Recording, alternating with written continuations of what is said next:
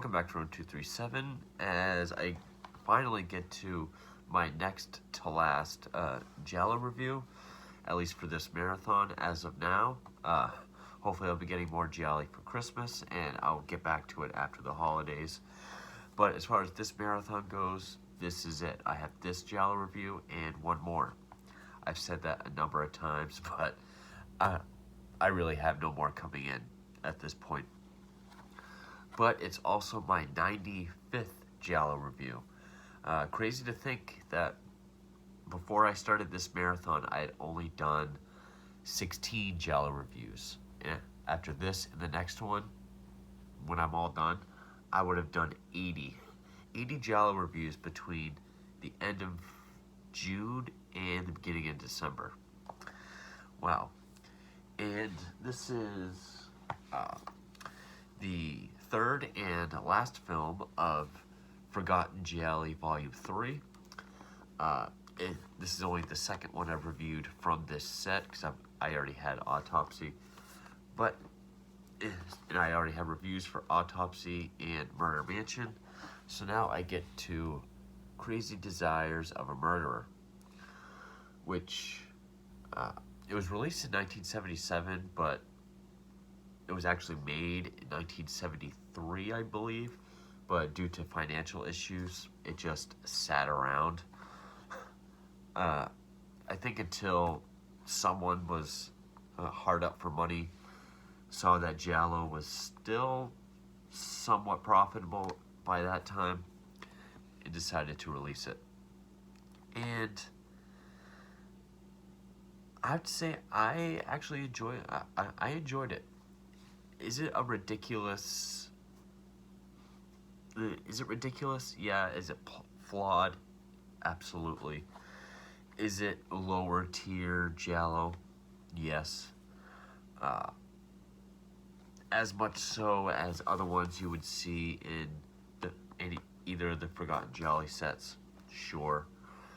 But there's just things I liked about it, which I'll get to.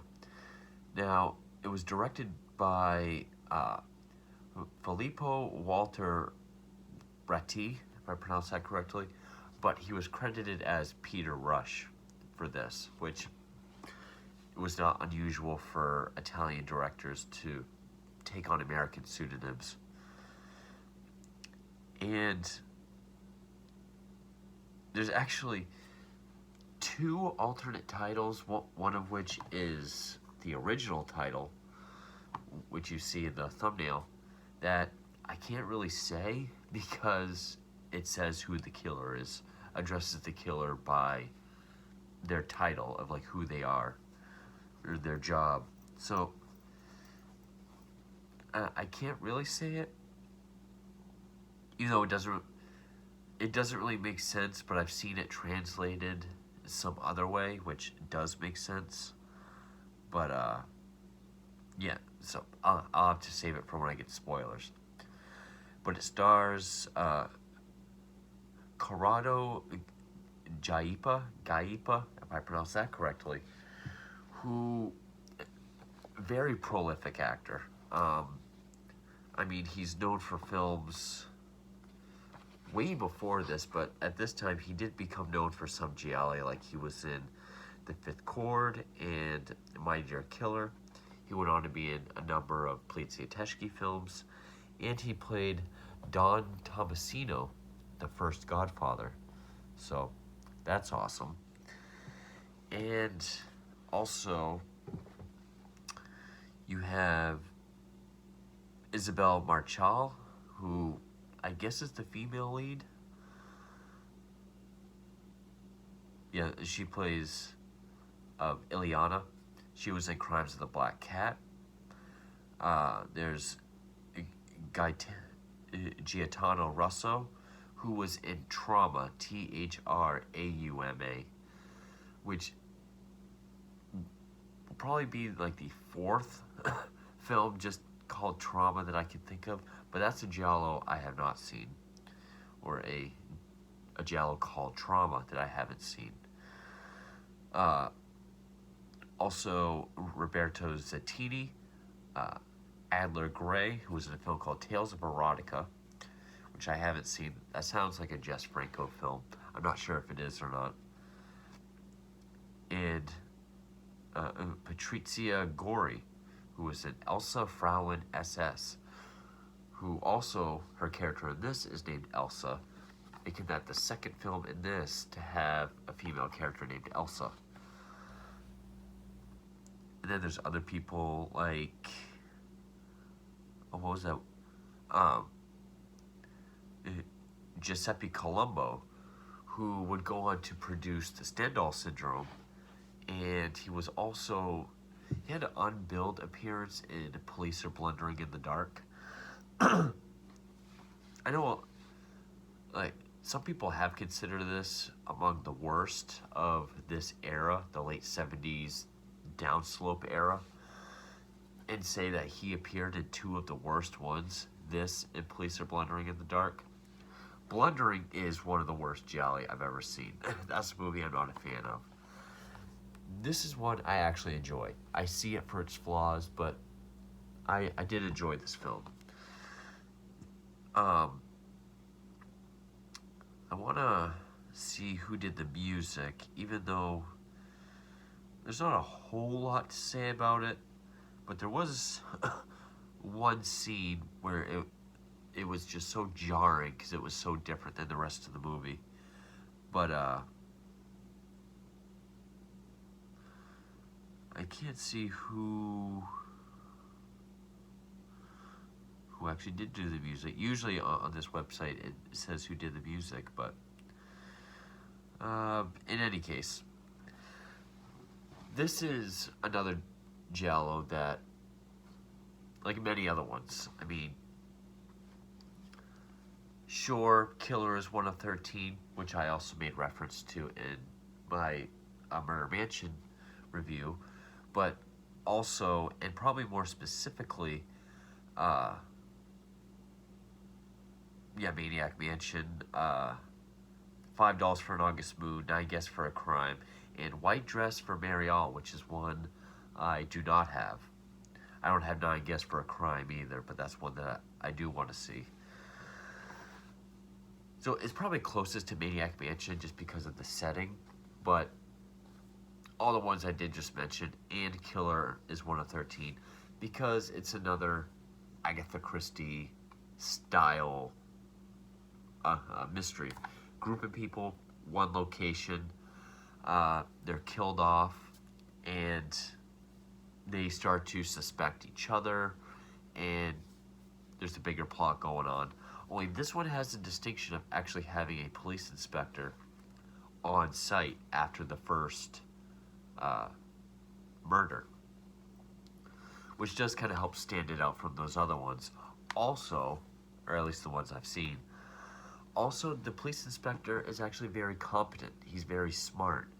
He can tell when people are lying. He's good at putting things together, which is just different for Giallo altogether. And even though this movie is not heavy on atmosphere, I do like the gothic setting. It's not like Killer's one of 13 where it's more of like a contemporary house. It is a classic gothic style castle. Even the owner of it is a baron. And so, you get scenes of catacombs and also, I'll give credit to this one for being pretty vicious. I mean, there's not many kill scenes. In fact, I was actually surprised because, just based on how many characters there are and how many murders there are, there's actually very few murders than I thought. There's probably, I think, well, there is more, but they're kind of outside the plot. But ones that really serve the story itself, there's probably only 2 or 3 that have the viciousness of it. The killer likes to remove the eyeballs and stab repeatedly. For the female victims, also remove the nipples.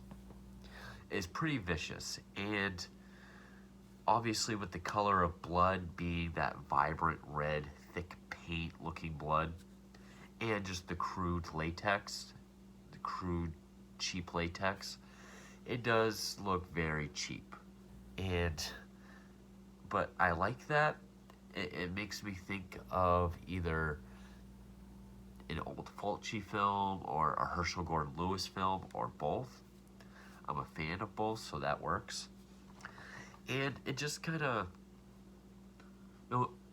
if a movie looks old and cheap, but there's a charm to it, that's why, like, yeah, it has really bad effects, but when I see the grain of the film, and it looks old and it looks cheap, but I'm enjoying the movie anyway, also just with its gothic backdrop, it has a sort of effect on me where I can't help but love it. I love a really cheap charm whenever I see it, and this is a good example of it. It's definitely not a surprising film.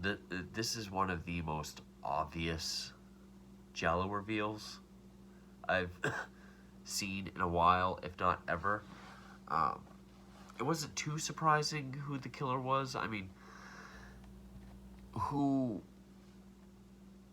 but there are times where it does do a good job at kind of diverting your attention and sort of having not really red herrings because it doesn't go too deep into it, but just planting seeds to get you to think about other characters.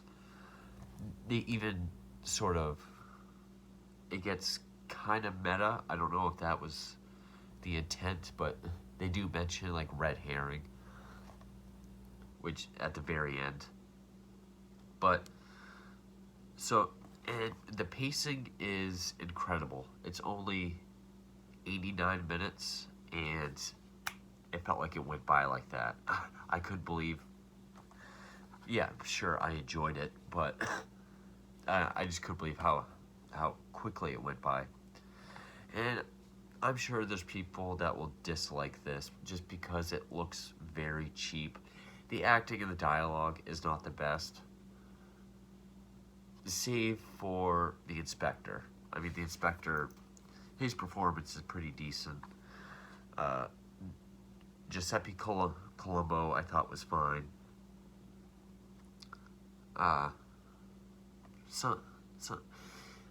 It had better acting than Too Beautiful to Die, which was my last review. But anyway, so the story revolves around this character, Ileana, played by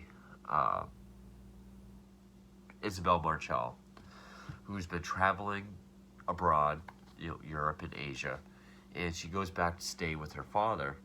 Some places say grandfather, but I'm pretty sure it's her father, because they talk about other relations of the family. Her father, who's a baron, this very elderly baron that lives in this castle. And she's got a group of people with her. She's got I actually had to well, she's returning from Hong Kong, but so there's this rich guy, Bobby, played by Gaetano Russo. This playboy, Pierluigi Rocca, played by Roberto Zattini. Gretel, who's a German tourist that she picked up, played by Adler Gray. Elsa, who I believe is her childhood friend, because when she's introducing the Baron to everyone, she says, and for like the millionth time, here's Elsa, because he has a bad memory. So I'm guessing childhood friend. And a childhood sweetheart, I guess, who's now a psychoanalyst and doctor, Frank Hoffman, and played by Giuseppe Colombo. So, and the Baron is played by Stuart Brisbane Collin. She invites all of them to stay at the castle with her, and right off the bat, I mean, we see that Bobby and Rocco have they've already made a deal to smuggle some cocaine together from Hong Kong. They smuggled it in a Chinese vase because the Baron is a fan of Chinese artwork. Because Rocco, he has mafia people he has to answer to. That's a subplot of the film. It even actually opens up with him having to deal with the mafia people, given 2 days to get money or the drugs. And the first act of the film is pretty much just them hanging out in the castle. There's even, it has the weirdest game of charades I've ever seen. It's a quick scene where they play charades in partners where they reenact sex scenes from movies, and they have to guess which movie. And which this, I don't get how they pulled this off or how it would be pulled off, but Columbo and, or Frank and Elsa, they do this really fast, like, time-lapse, sped up bit behind a curtain so they're in silhouette. Bobby guesses Clockwork Orange and is correct. I get it's supposed to be the three-way of Clockwork Orange, but how do they do a time-lapse live in front of people? I don't know.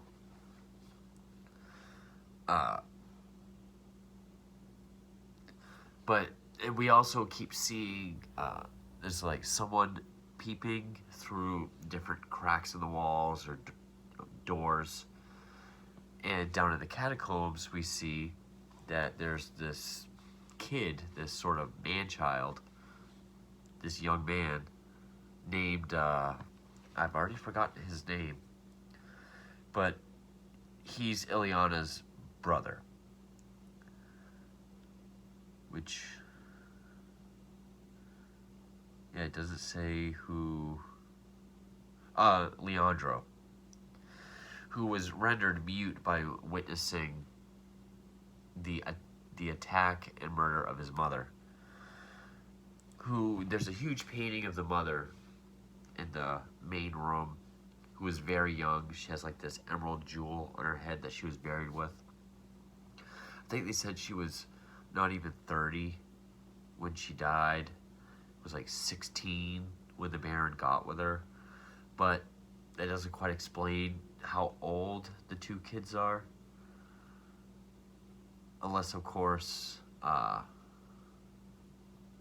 well, it might, because I don't remember how many years had passed since her death. But anyway, I think they say that a gardener attacked the mother and assaulted her.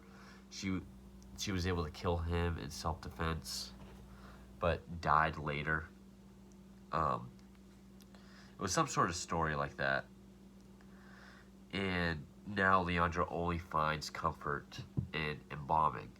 In fact, there's this one doctor, Dr. Wolf, I believe his name is, who has taught him how to embalm. But anyway, so, and yeah, that emerald was buried with her, but she's buried in the park of the castle. Like, her coffin is outside, not in a tomb or a catacomb or anything. It's just outside. We see Leandro occasionally go outside and like hug it.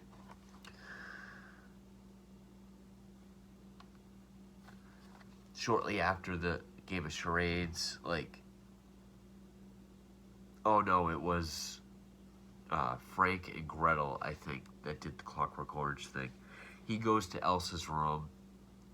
They're gonna have like a secret marriage, but she's jealous about the charade bit, so he leaves. She insults him and he leaves. And then Rocco comes in, they have sex. And then the killer comes in. So it's trying to... This happens a lot in Giallo, where we see someone get mad or whatever at someone, and that person gets killed, so we think it's that person. And, I mean, we see the killer stab her and then like sticks the blade, like it's up close. It goes under like her iris, cuts it out, and we just see like these holes that just fill up with the fake blood. And then like her nipples are cut off. It's pretty vicious. I mean, very, very fake looking, but it fits with the tone and just the charm of the film. And then when the killer comes out, the Baron is there in his wheelchair, witnesses, has a heart attack. So then the main events of the film is the inspector is there and he interrogates everyone. And they all say they were sleeping. He knows someone's lying because then no one would be dead. Also on the grounds, there's a maid and I guess the gatekeeper or groundskeeper, Hans, and I already forgot her name, Berta. And Dr. Olson was the family surgeon that taught Leonardo how to embalm. Which we see that Leonardo and Berta have a very close relationship because people don't really know about Leonardo. And earlier on when he gets out, Ileana kind of scolds Hans for not making sure his door was locked. So then Hans goes to give Leonardo shit for getting out. And then Berta kind of consoles him. Then later on seduces him. Which, yeah, this movie has a lot of extended sex scenes. We go from Rocco and Elsa to Ileana and Bobby. And Bobby drugs her and then has sex with her. Berta and Leandro. And then later on between Berta and Hans. And either the one with Berta, I think it's the one with Berta and Hans, just feels like it goes on forever. It's the longest part of the movie. And that's the one that has the most ridiculous music. It almost sounds like Austin Powers type music. And it's jarring when it starts. And yeah, like I said, the music and the atmosphere isn't much to write home about, but it is nice to look at. And when it does have its sort of suspense music, it does go well with the scenes. But there's not really much else to say. I mean, it doesn't have a lot to the imagination as far as where it's going to go. But, so I guess I'll just get to spoilers, but I will say I was surprised with how, I figured it was going to be kind of sleazy because I had heard that. All the sex scenes definitely did not disappoint with how sleazy it was. But I wasn't expecting the kills to be as bloody and vicious as they were. And like I said, yeah, they're minimal as far as quantity. But, I mean, as far as some of the other ones that have been in all of these Forgotten Giallo sets, I don't really remember any in particular being that graphic, except for maybe My Dear Killer. But yeah, this one definitely had the level of like a Fulci or Herschel Gordon Lewis. It looked like a Herschel Gordon Lewis effect, but I had a lot of fun with this movie, so I can definitely recommend it. And of course, the cover it came with is the one that is on the box set itself. But so I'm gonna get into spoilers now.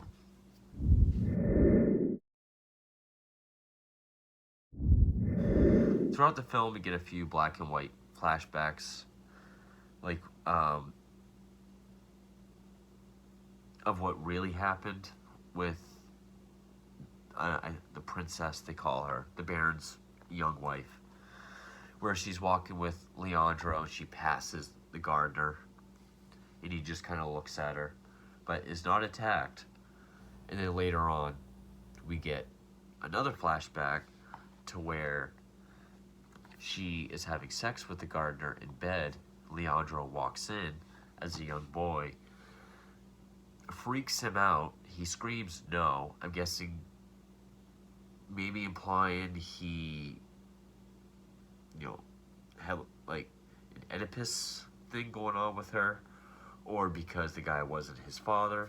It doesn't really say, but, it frigs him up, and he grabs a knife and kills both. And they believe that it was this rape, assault, and murder, but she was able to fend him off enough to kill him.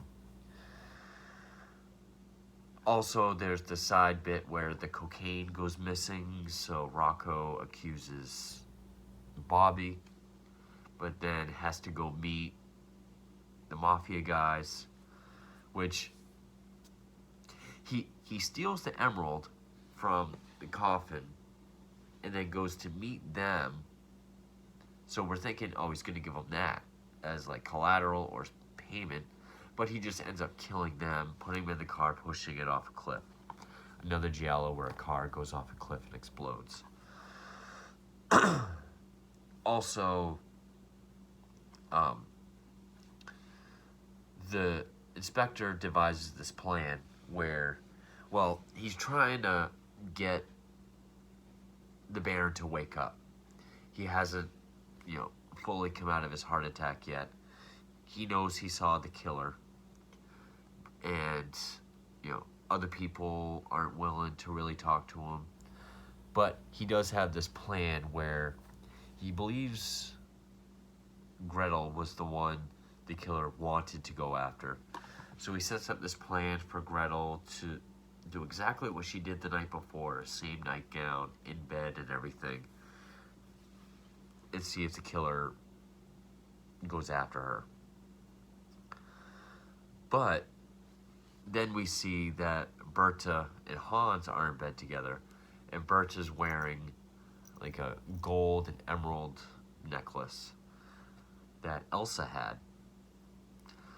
So that's when we find out she's the killer.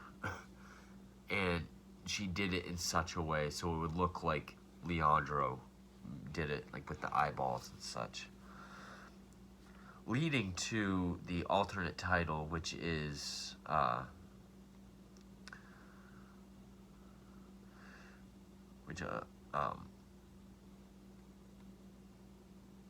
Morbid Habits of the Governess, which makes sense when I think about seeing the title on screen, because it ends with the word governante, but I don't think she's a governess.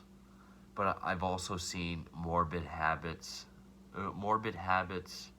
of a homemaker. So that makes sense.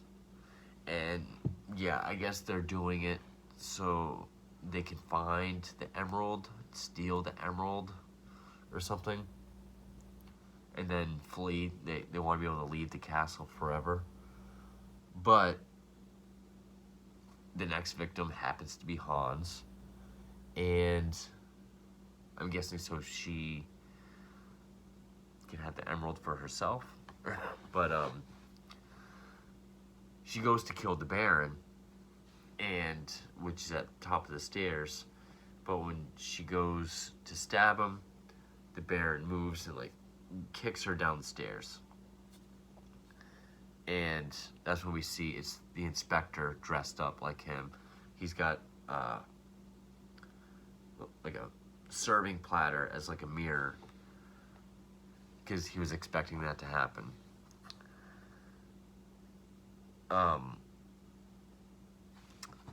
Is there more people that got killed? I don't think so. But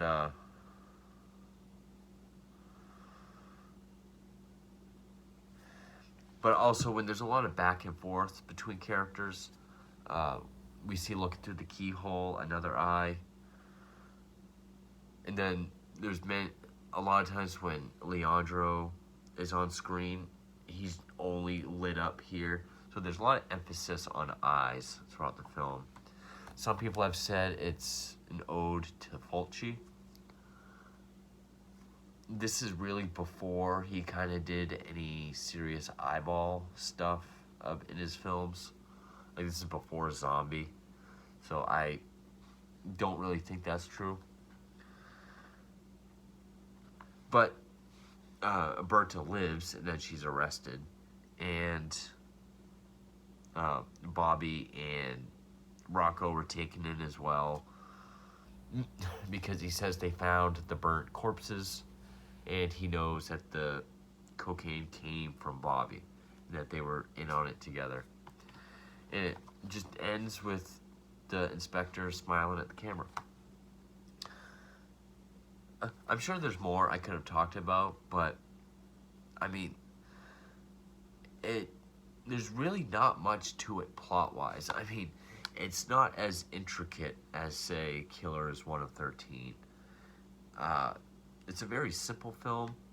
I know there was, like, at one point it wanted us to think it was Dr. Olson because he was the one that taught Leonardo how to embalm. And so, but also the inspector thought it was Frank as well.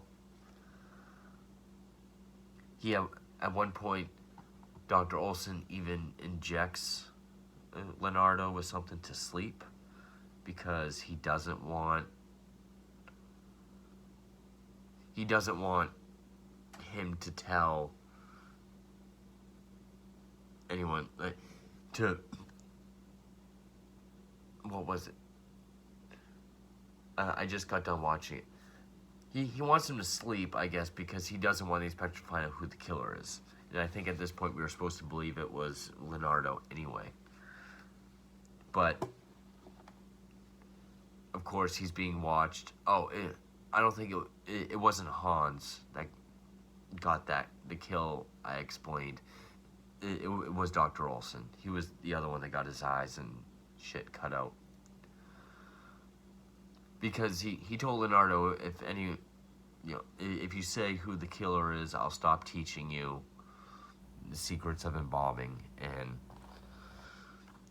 because I think it was actually Dr. Olson that was hooking up with Berta and not Hans. So that could have been why.